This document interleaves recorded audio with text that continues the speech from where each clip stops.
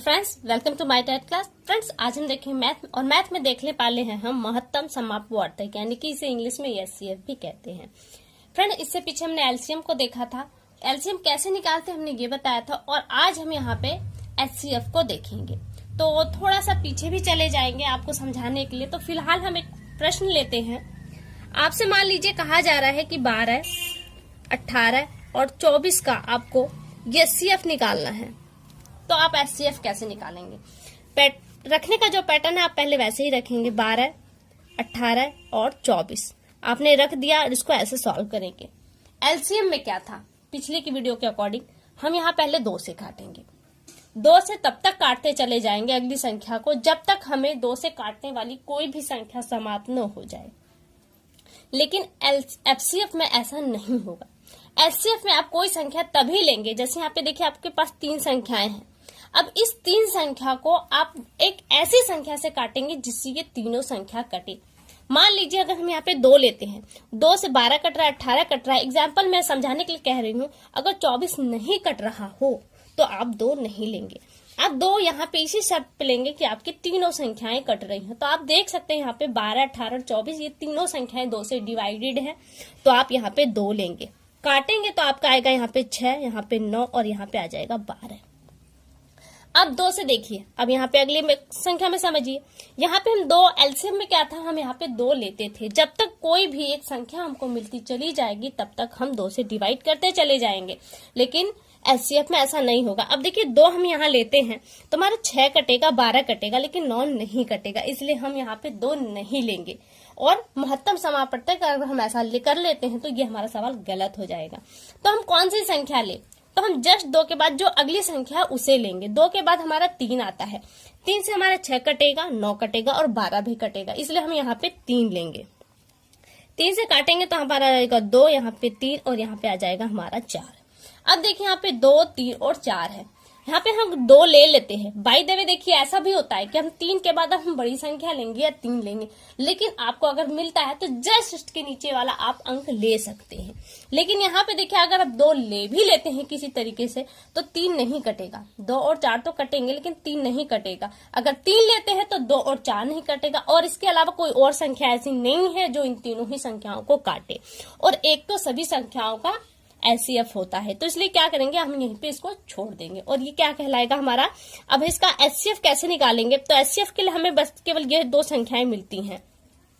तो यहाँ हम कर देंगे 2 गुणित 3, तो 3 दूनी 6, ये हो गया आपका आंसर।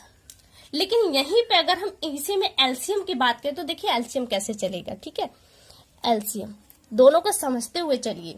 हम यही संख्या लेते हैं 18 और 24, डिवाइड करेंगे 2 से करेंगे तो हमारे यहाँ 6, 9 और यहाँ पे 12 आएगा। लेकिन एलसीएम की ये शर्त होती है कि जब तक कोई भी एक संख्या 2 से कटने लायक है तो हम काटते चले जाएंगे। तो 6 और 12 भी हमारी कट रही है तो हम यहाँ पे 2 से काटेंगे तो यहाँ पे आएगा 3, 9। जो संख्या नहीं कटती उसको वैसा ही उतार देते, तो यहाँ पे 9, यहाँ पे आ गया 6। अभी भी 6 आपका 2 से डिवाइडेड है तो हम यहाँ पे भी 2 से फिर इसे काटेंगे। यहाँ पे 3 वैसा का वैसा, 9 वैसा का वैसा, और 6 की जगह आपका आ जाएगा 3। अब देखिए हम यहाँ पे 3 से काटेंगे, 3 से काटेंगे, ये कटेगा, यहाँ पे 3, यहाँ पे 1, फिर यहाँ पे काटेंगे 1।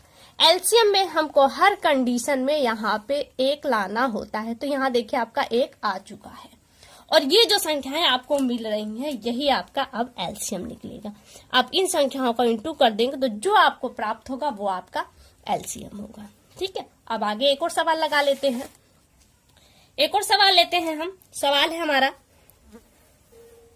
18, 30 और 42, इसको काटना है। क्या लेंगे हम पहले 2 लेंगे। 2 से देखिए हमारी सारी संख्याएं कट रही हैं इसलिए हम 2 लेंगे। यहाँ पे 2 ले लेंगे तो किससे कटेगा? यहाँ पे हमारा ये 9 आ जाएगा। 30 काटेंगे तो 15 आएगा, और 2 से 42 काटेंगे तो हमारा 21 आएगा। अब संख्या हमारी यहाँ पे कोई भी ऐसी संख्या नहीं है जो 2 से डिवाइड हो, तो हम अगली संख्या पे चलेंगे 3। 3 से हमारा 9 भी डिवाइड है, 15 भी और 21 भी। तो यहाँ पे तीनों संख्याएं कटेंगी तभी आप काटेंगे। तो हम यहाँ पे इसे 3 से काट देंगे तो 3 तिया 9, 3 पचे 15 और 3 सत्ते 21। अब हमें यहाँ पे मिला है 3, 5 और 7, और ये तीनों संख्याएं अलग अलग संख्याओं से ही कटेंगी और किसी से नहीं कटेंगी। तो हम क्या करेंगे, अब इसको यहीं पर रोक देंगे और यहीं पे हमारा अब आ जाएगा एचसीएफ। HCF हमारा निकल जाएगा। क्या मिला है आपको? 2 गुणित 3, ये क्या? 6। ठीक है, तो हमारा आंसर क्या आया? 6। अब देखिए यहाँ पे थोड़ा सा और यहाँ पे समझ लेते हैं। महत्तम समापवर्तक, महत्तम मीन्स बड़ी संख्या, लेकिन देखिए निकल कर आई है हमारी छोटी संख्या। 18, 30, 42 संख्या है, इसका हमें HCF या महत्तम समापवर्तक निकालना है, तो हमें 6 मिला है। और महत्तम शब्द होता है बड़ी, लेकिन निकल कर आया छोटा। लेकिन अगर हम यहाँ पे देखें 18, 30, 42 को कौन कौन सी संख्याएं काट रही हैं? 2 भी काट रही है, 3 भी काट रही है, 6 भी काट रही है। तो कहने का मतलब है, अब यहाँ पे आप देखिए तीनों संख्याएं इसे काट रही हैं, लेकिन हमको बड़ा लेना है। महत्तम है, महत्तम। अब यहाँ पे ये भी काट रहा है, ये भी काट रहा है, ये भी, लेकिन इन तीनों संख्याओं में जो बड़ा है वो संख्या हमको लेनी है। तो बड़ी कौन सी संख्या? आपकी 6। तो इन संख्याओं में सबसे बड़ी संख्या 6 है, जो इन तीनों संख्याओं को काट सकती है। और 6 से बड़ी, और यहाँ पे सबसे छोटी 18 संख्या है। 18, 6 और 18 के बीच में ऐसी कोई भी संख्या नहीं है जो संख्या इन तीनों को ही डिवाइड कर दे। तो यहाँ पे क्या कहलाएगा? ये 6 ही आपका HCF हुआ। देखिए यहाँ पे फ्रेंड थोड़ा सा और समझना है, कुछ पॉइंट और है जिसे आप जान लीजिए। अगर 2 लगातार सम संख्या है, 2 लगातार सम संख्या है, तो इनका मौसा क्या होगा? इनका मौसा क्या होगा? अगर 2 लगातार सम संख्याएं हैं तो इनका मौसा क्या होगा? तो 2 लगातार सम संख्याएं हैं, जैसे हम 2 ले लेते हैं, 4 लेते हैं, तो ये 2 संख्याएं हैं और दोनों लगातार है, तो इनका मौसा क्या आएगा? इनका मौसा सदैव 2 आएगा। ठीक है, ये आंसर है, इसे ध्यान दीजिएगा। लेकिन अगर हम 2 लगातार विषम संख्याएं लें, विषम संख्याएं लें, तो इसका मौसा क्या होगा? इसका मौसा क्या होगा? लगातार विषम संख्या है, तो ले लेते हैं हम 3 ले लेते हैं, और 3 के जस्ट बाद कौन सी संख्या आएगी? 5। ये क्या है? दोनों लगातार संख्या है। तो यहाँ पे इसे अगर रख के देखें तो 3 और 5 को आप डिवाइड करेंगे तो क्या आपका किसी संख्या से डिवाइड होगा? ये या तो 3 से करेंगे तो 3 डिवाइड होगा, 5 से करेंगे तो 5, या तो फिर हम 1 से डिवाइड करेंगे तो होगा, लेकिन हमें फिर वही संख्या प्राप्त होगी।